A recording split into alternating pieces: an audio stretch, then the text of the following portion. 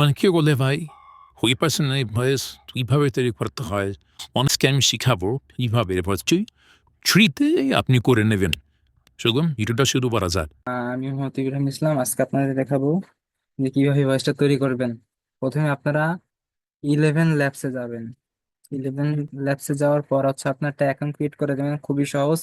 Continue with জিমেইলে click করলে automatic log in হয়ে যাবে। তো এটা আমরা যাচ্ছি না, আমরা সরাসরি ভয়েসে চলে যাচ্ছি। আপনারা যখন 11 ল্যাবসে আসবেন তখন সরাসরি দেখা যাবে না, ভয়েস চেঞ্জারে ক্লিক করবেন।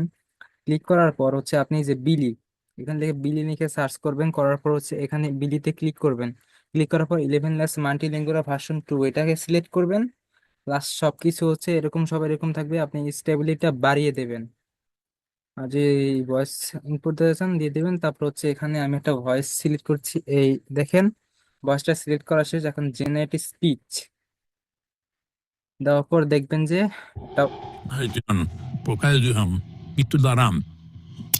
আসলে আপনাদের দেখাবো কি হোম হোস্টটা তৈরি করতে হয়। তো আশা করি আপনারা ভয়েসটা শুনছেন। তো এই ছিল ভিডিও। এরকম আরও ইনফরমেটিভ ভিডিও পেতে এখনই ক্রিয়েটিভ ইব্রাহিম ভাইকে ফলো করুন, আর ইউটিউব যারা দেখছেন তারা সাবস্ক্রাইব করুন। ধন্যবাদ।